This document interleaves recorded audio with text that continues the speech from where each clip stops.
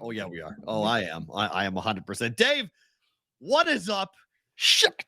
Before we get into the Penguins, though, tell everybody where they can find all of your stuff. Your podcast, your stuff you do are great. So everybody who wants to go listen to your stuff, where can they find your stuff?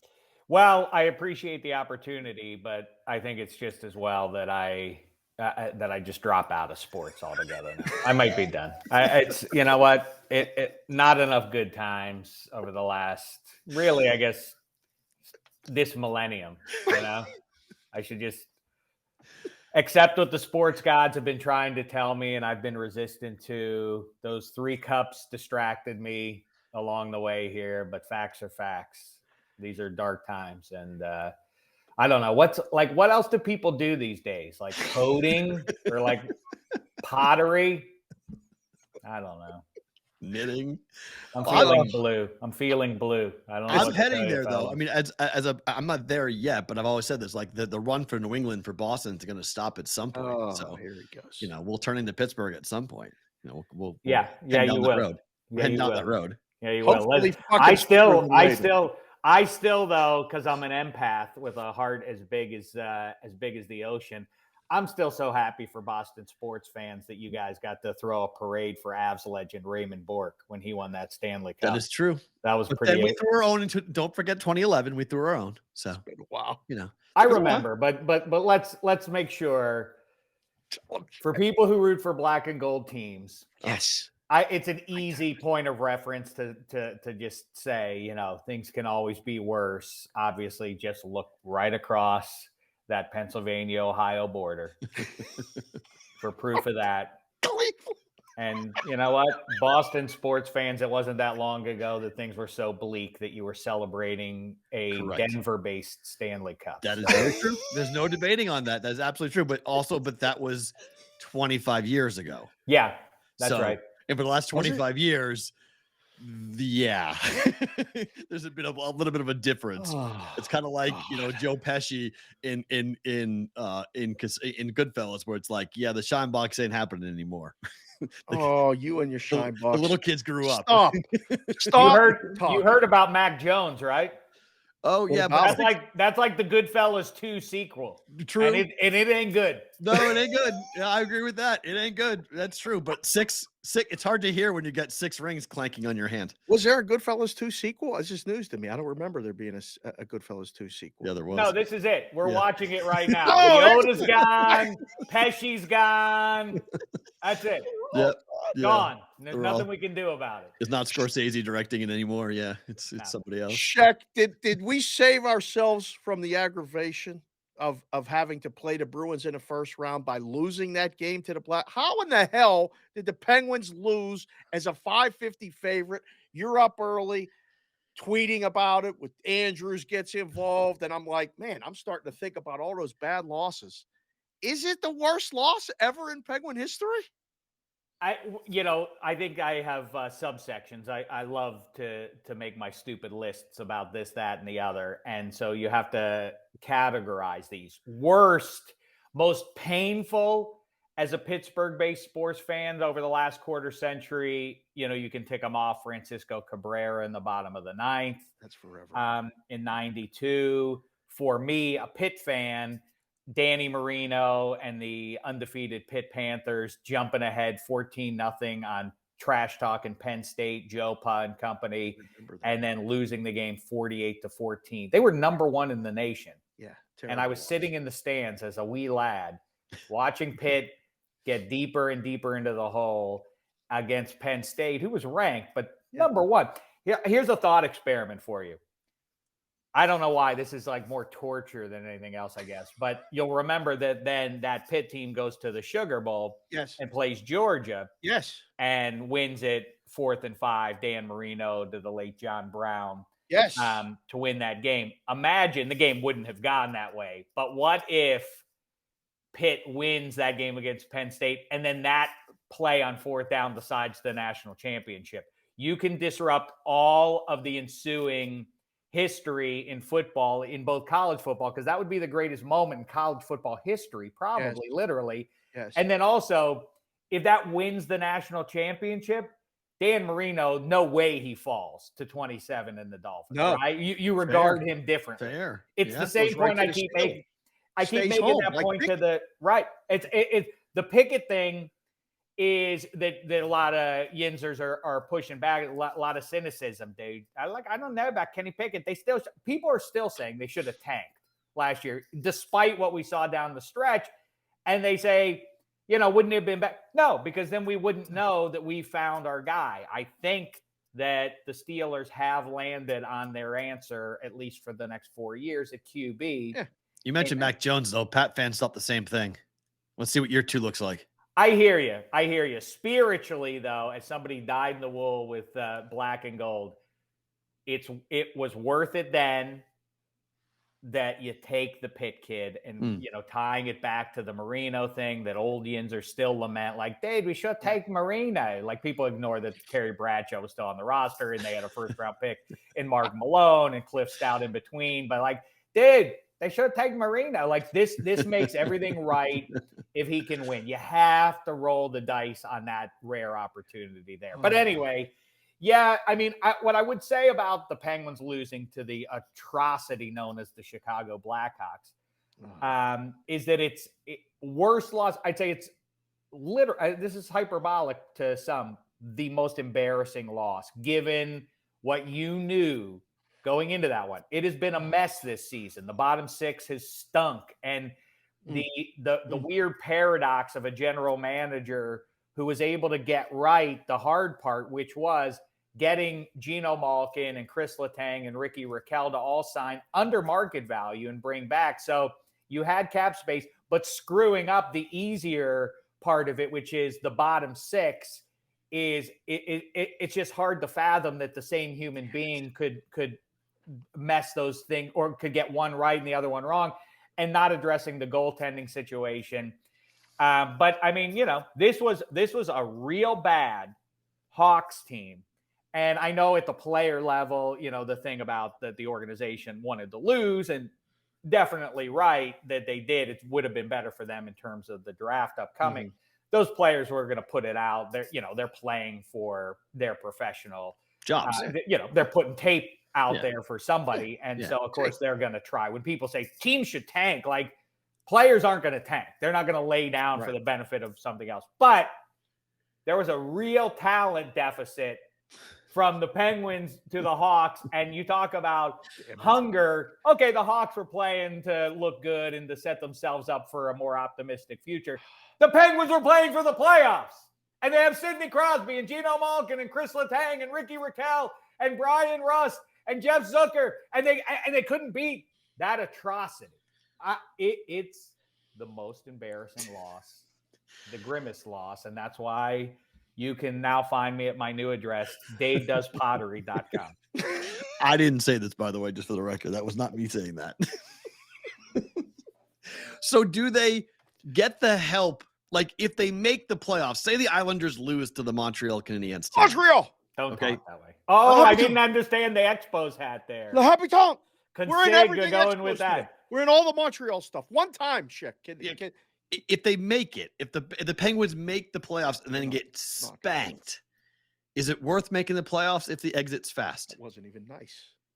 I mean, listen, at this point, I have been consistent. I am not by my nature an optimist, but it is crazy how many cynics and snarksters there are in the banks of the Three Rivers. And now I am positioned somehow uncomfortably to be the glass half full guy at every turn here. It really is. I don't know where this happened along the way, but I have to push back at people that are preaching doom and gloom, getting over their skis about how dark things are. But it's hard for me to argue about this. Will I watch that game tonight? No, I will not.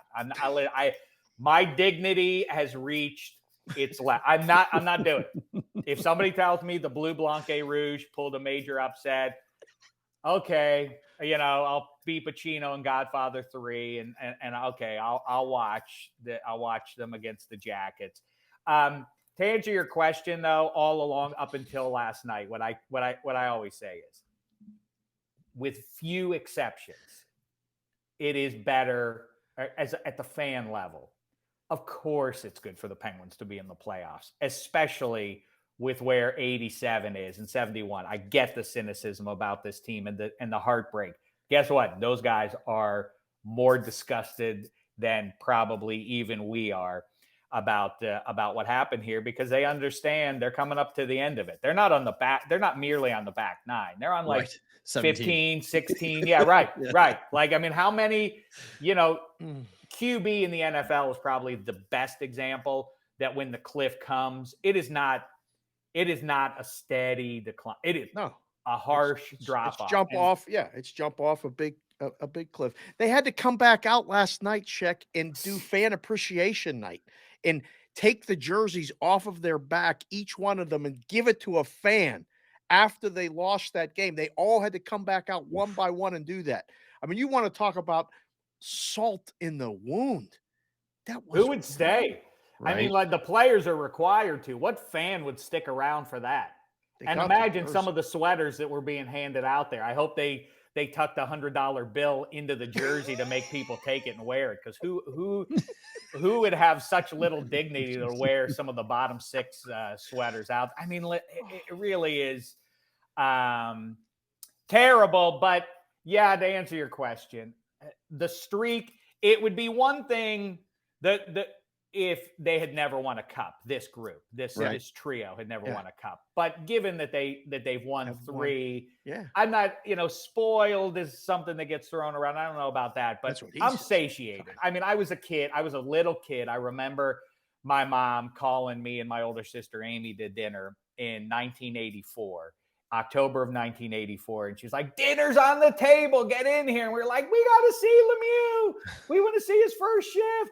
And he steals the puck off the stick of reigning Norris champion Raymond Bourque. And he bears down on Pete Peters, the reigning Vezina Trophy winner. And he goes to the backhand and he scores. And my sister and I danced around the living room going like, we're going to win the cup. And 7 short years later, we did. And if you would have told me before that, or if you would have told me between that first Lemieux goal and the first cup, that there will be 5 in my lifetime, I mean, an embarrassment, or for real, an embarrassment of riches. So the streak is historic and it is worthy of playing for to some degree. Yeah. And it's sad that it's over. And, even sadder now is, what do you do here? Because the likelihood that you're going to get full healthy seasons out of Crosby and Malkin again is highly unlikely given their respective track records.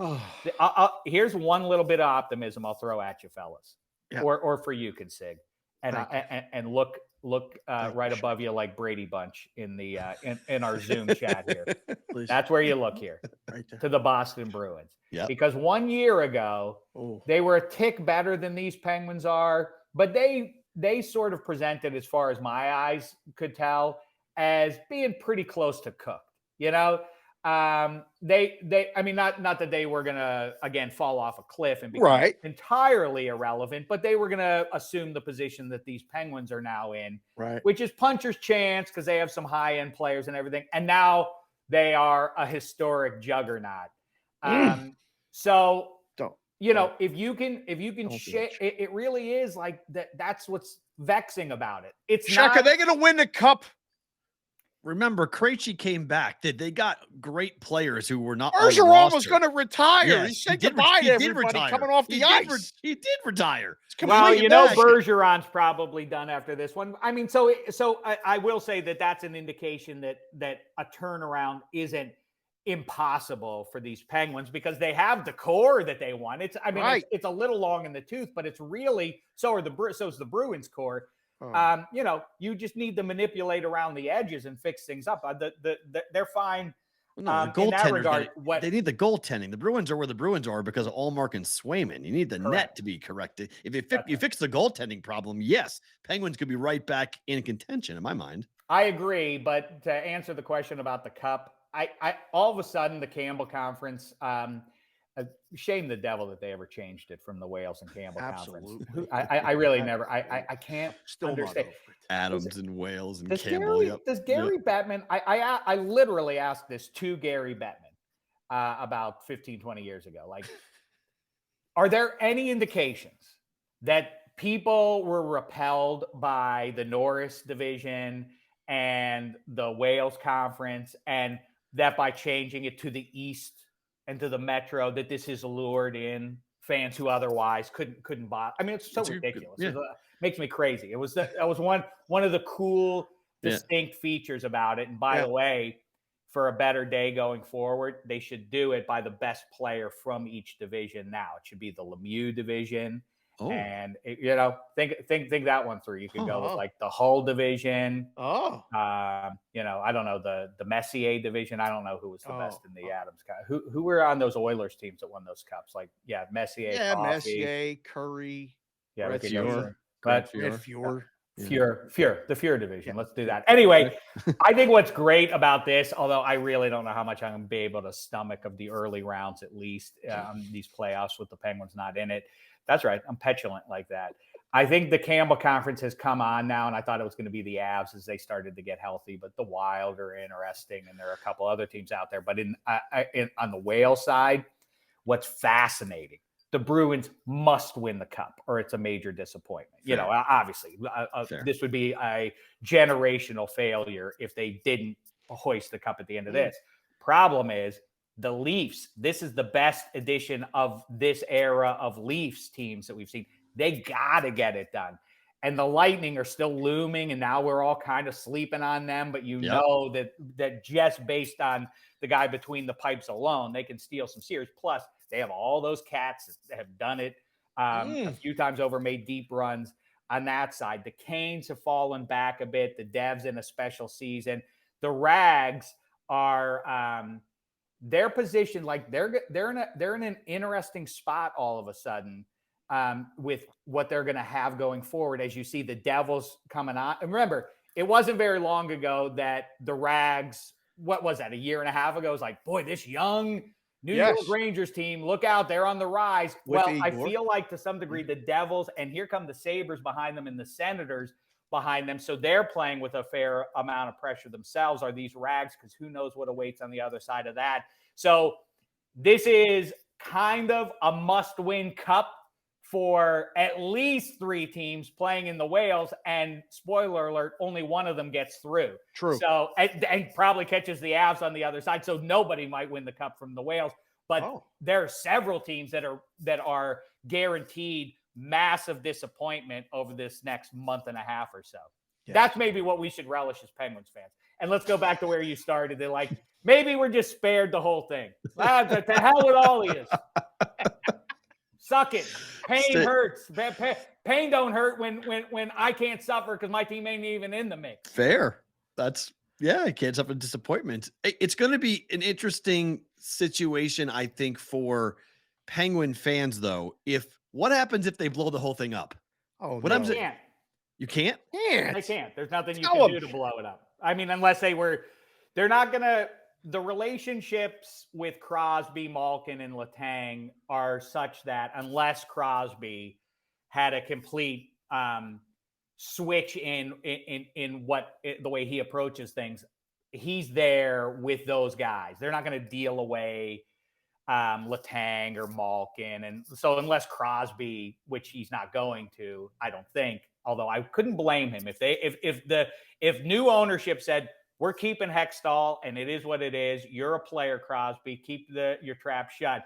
I could see him saying, like, I need out. Send me to Denver now. I mean, but short of that, that's not going to happen. As Penguin guys, you got to remember who owns your team. The Red Sox just lost all of their star players. This is who owns the Penguins. I know. Ridiculous. So the guy who owns the Red Sox just let Mookie Betts and Xander Bogaerts and all these talented players walk away from the Boston Red Sox.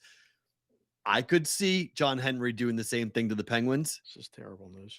I don't know how you purge those guys because you have long-term deals in place. So they're sort of pot committed for the next, I forget the terms of each of those contracts, but 3 to 5 years. You have that trio locked in. They move on from Brian Dumoulin after this year. I mean, Hextall really jammed them up. I don't know how deep in the weeds you want to get with the puck, but the Granlund deal, They appeared on the cusp of purging most of their worst contracts and having some cap room to address some things. And then Hextall inexplicably goes out and gets Mikael Granlund, who is, I mean, an atrocity. I mean, just what in hell? Don't hold back. This little fella out there skating around. You want to, like, a pro tip if you're playing against Granlund going forward, if you want to get him off his game a little bit, touch him. Just if you touch him, he will fall down and thereby be eliminated from the play. I mean, wasn't $5 million next year, and then the year after that. So I don't know what they're going to do about that. I don't think they're doomed. I don't think they're cooked for the next 5 years or anything like that. I know people are going to start making that talk and like you say, like blow it up, but it's just, that's not plausible unless inside that dressing room, unless those three guys are saying like, yeah, move up, move us for our sake and for the organization's sake or otherwise. But short of that, they just, those guys are, those are the deals that they have in place. Just stop. Let's turn the page, because after the Islanders win today, you're not watching hockey anymore. Right. The Penguins are done. We can worry about baseball. Okay. Right. Last question from me. You're wearing the Bucko hat. The Pirates are exciting. O'Neal Cruz can't slide, and he's out until August. 4 months. But the Buccos are 7-4, Shek. It's April 12th. Their season wins is closed around 66.5. Can they win 67 games? And are you going to be available if I come out to either San Diego or LA or the Angels and go to a Bucco game in California with me? I'll hang up and listen, sir. It depends where our Buccos sit at that time. But yes, I would enjoy your company. That's for sure. Either way, we just might not have our eyes on the field. Is all if the Buccos are out of it. But listen, yeah, I do like them to go over that win total. I did going into the season there. It felt a little low to me. They should be able, even without Cruz, to cobble together enough offense to win.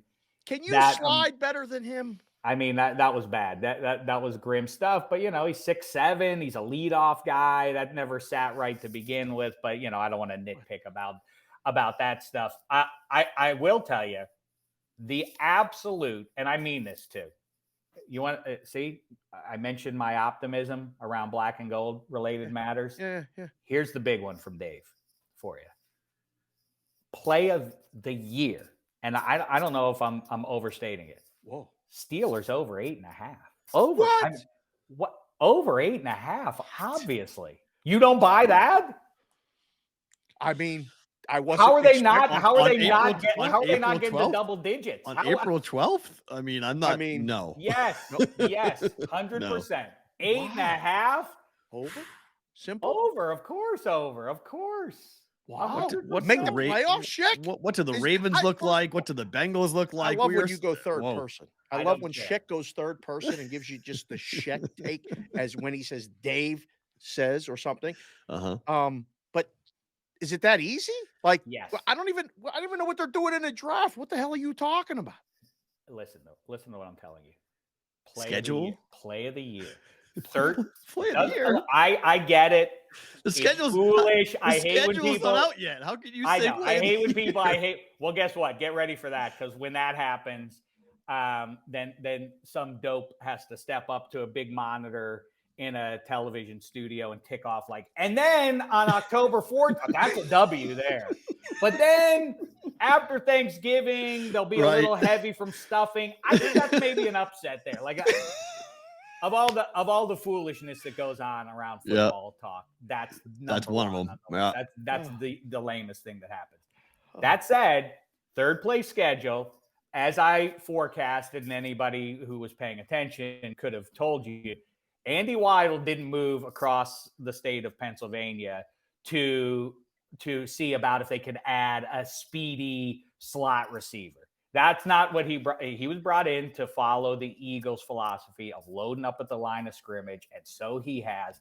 And they are loaded up. They have depth on both sides now. They are going to play old school ball. Guess what? Tomlin announced it before last season. It kind of came apart because the Jenga theory that I have is, in the 21st century, obviously every football team is going to have injuries, but like a game of Jenga. If you remove one essential piece, the whole thing can implode on you. That's what happened when TJ Watt went out. Like that was the one injury, literally, and with all due respect to Cam Hayward, that was the one injury on the roster that the Steelers just couldn't rightly survive. Once he got back and up to speed and Kenny Pickett figured it out a little bit, then you saw a team that ended up, it's a 17-game schedule. I know that that's old news, but it is still trips your mind up when you see those season totals. Right. Like 8.5, like there's an extra game. Don't forget, everybody. Yeah. And it really does still in my brain. I forget about that sometimes, but they won 9 last year with a rookie QB and without TJ Watt for half the season, one of the 5 best non-QBs in the league. They are certainly going to repeat 9 wins. And I'll go so far as to say, asterisk, obviously, major injury to the wrong guys. I legitimately think 12 wins is on the way from the Pittsburgh Steelers. How about that? That's right. Dave, You heard it. We'll have you come back on in the summertime in August and see if you feel the same way, if we'd have a catastrophic injury or two. But thank you for the time. This was a ton of fun. We'll bring you back on, I'm sure, very soon. The chat went crazy and said, bring back the Daves of Thunder podcast. I don't know even what that means, but the chat guys are saying the Daves of Thunder podcast. They've known you that long. Oh, it's the best. Yeah, that's probably our funniest podcast of all time. Okay, But yeah, so there you we'll kibitz it up about whatever. If the Buccos are in wild card contention, we can yap about that. But the Astros just hit a home run. It's 5-0 Houston. Goodbye, Shek. Thanks for coming. Dave Dameshek. Hey, and one last thing. Yeah. Congratulations in advance on your guaranteed Stanley Cup up there in Boston. That's it's great fun. news. I'm happy for you in on. advance. Told you, heart as big as the ocean, right? I'll send you the link to buy me the hat when they win the whole thing. Go get a tattoo. I don't do sports tattoos, but I would. Guarantee we